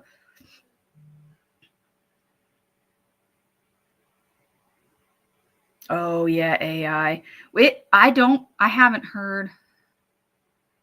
Oh yeah, Andy said above that. I'm actually working on a project of sex links that are not the normal color. But because the project birds I ordered in got all jacked up by the post office, like bad, like they shook up the stuff so there was no air sacs even intact when I got them. I have to reorder and do all that. So yeah, I'm going to do a tuxedo sex link. So I'm excited. And if you think when you hear that, well, that doesn't make sense because 25% will be white, it's okay because I've already done the math and I'm really good friends with Rebecca Lynch. So I figured it out and it'll work. It's just going to take me time. And seeing as how it's busy chick season, it might take me longer. That might have to be a later fall, winter project. But yeah. Oh, button. Oh, I just got rid of most of my buttons. I had like 40. It was a lot. And everybody was like, you have to hatch buttons. And then I hatched buttons. And then I got stuck with like 40 because all of a sudden no one needed buttons anymore, even though they asked for it. So yeah, I ended up not. Buttons are good for earrings. Yeah. And that's what I use them for. I have 5 pets left and I use them for earrings. I blow out the eggs and use them for earrings. But I can't keep them. Like if I could keep them outside, I would keep them because my hatch rates were like 100%. Like they were awesome. Yeah. But it's just, I don't want to keep that many birds in my house. When I do, when I brood, I'll keep the day old chicks in the house for like up to a week, but it's usually because people already have them reserved. And then I just carry the tote upstairs. They come in, pick out what they want, and then I take the tote back downstairs and plug back in the heater. So it's easier than having to drag them out to my shed all the time. I don't really like to unpadlock my gate. Button Bob Whites. She has buttons, bob whites, and Copernicus. Oh, I thought she meant Button Bob Whites, and I was like, Bob White's coming. She's not, she must be on her phone because she's not using punctuation. Oh, and phones autocorrect everything incorrectly. Uh-huh. Incorrectly, yeah. Oh yeah. I swear most of the time it thinks I'm saying duck when I'm clearly not. And then when I actually try to type duck, when I'm actually talking about the ducks, it reverses it. Yeah. So I'm just like, it's never duck, except the one time it was duck, and you switched it anyways. Dear autocorrect, it's never duck. Oh, you know, the AIs are getting what my Alexa calls me now does not sound anything like my name. What does it call you? I can't even say it. Bye, Shadow Scout Swede. Joanne, you have a blessed day, dear.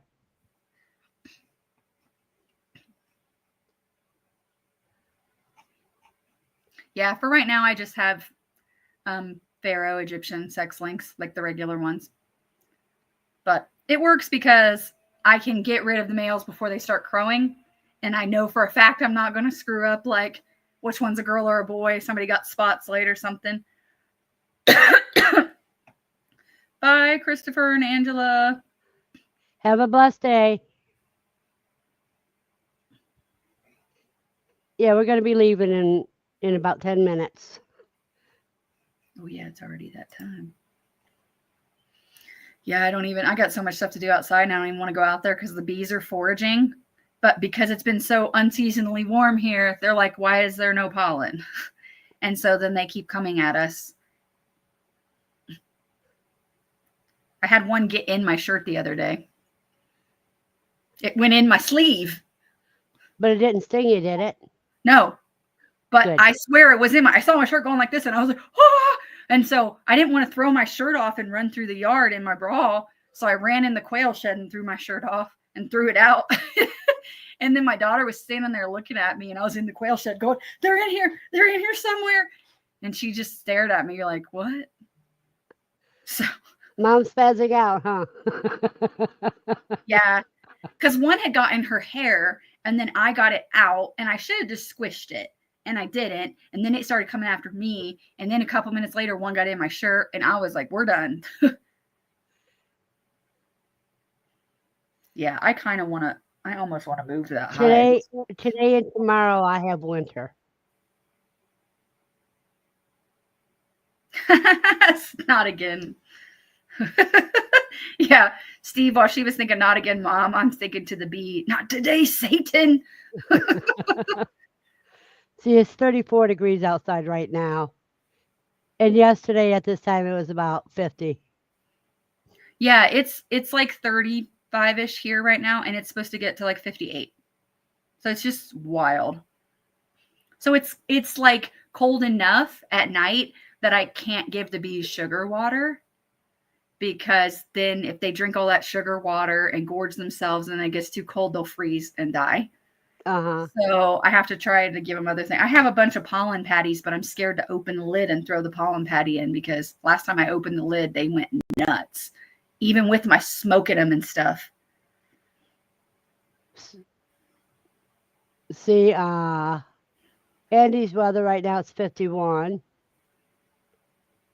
Yeah, and you guys are And- later than us too. And So Pope, it's 63.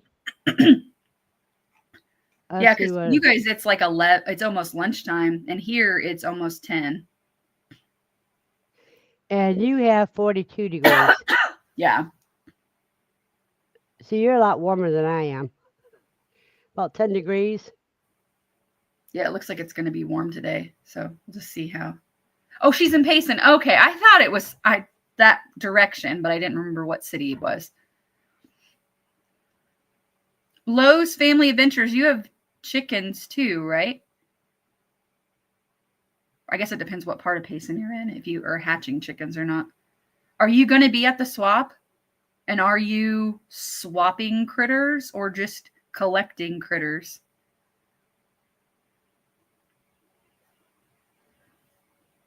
I don't know if Nikki's weather is 30. Nikki's got the same temperature I got. Let's see what Lowe's says.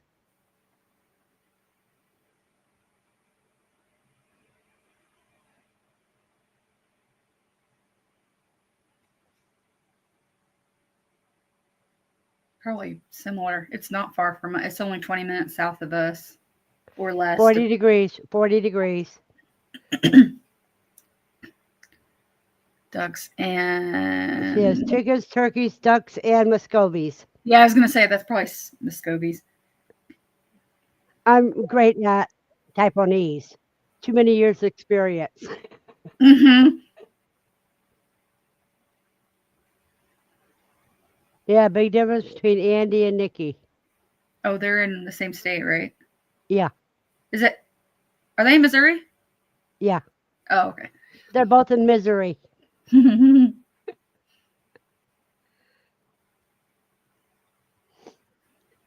I'm blanking. I know her first name, and I'm blanking on it right now. Low Family Adventures. Nikki's 3 hours from Andy Rabbit.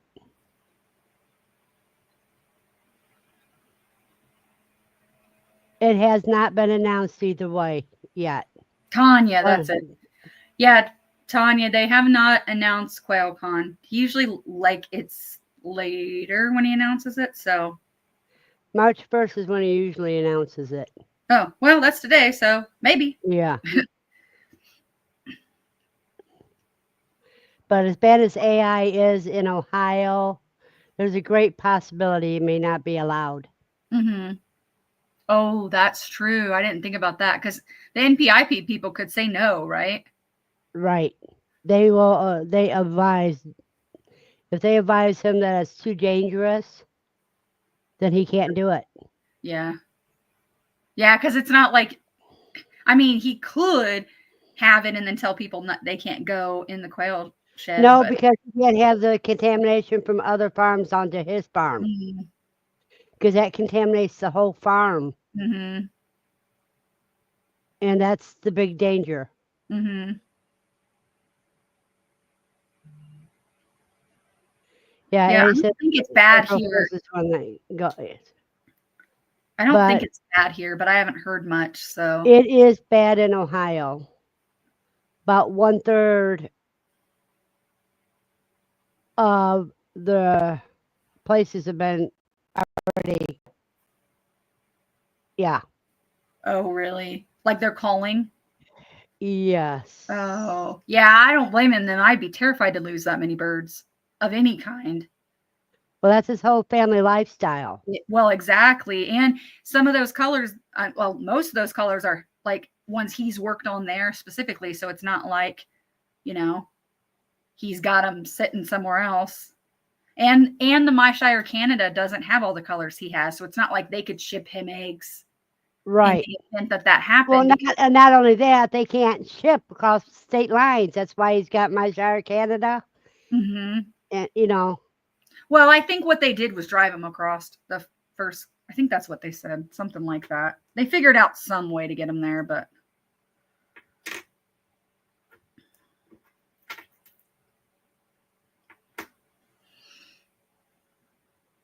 Steve, he's got the countdown starting already. oh, he started that last QuailCon. Yeah, I was gonna say, I think I just haven't heard him mention it on YouTube. Yeah, he's that way, you know. But I'm just telling people, just think, we got the the worst state for AI right now is Ohio. That's unfortunate. Yeah, so that I can't say whether he's having it or not because it's not my place. But I'm just telling people, be aware. Yeah. Yeah, that's his livelihood. So That's his family. Yeah, his whole family. yeah, that sucks how bad that's affecting everybody. I wish it would just be done with. The way to do that,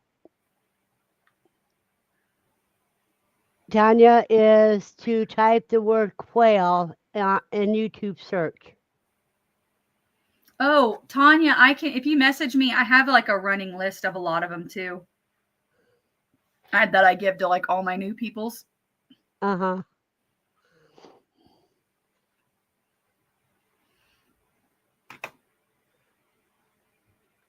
Oh, wow, yeah. Yeah, and it's not bad here, but that's one of the reasons that I kind of have people pick up chicks in the house and they don't even go in the backyard. It's pretty much shut off to most people. Well, you all have a blessed day. It's time for us to hang up our cameras. In my case, shut it down. Thank you very much, Kelly, for coming. Thanks for And having me. we always enjoy you. Yeah, guys, look out for egg. I think I'm getting more eggs next week, so Start looking for another egg dance. egg dances. You need to post it on your YouTube channel. I do. I just sent a bunch of them to somebody, so I'll find them all and put them all on my shorts or something, and then tag the channels that they came from. So everybody have a blessed day and see you next week. Yeah, Tanya, message me and I'll send you that list. Okay. Bye, guys.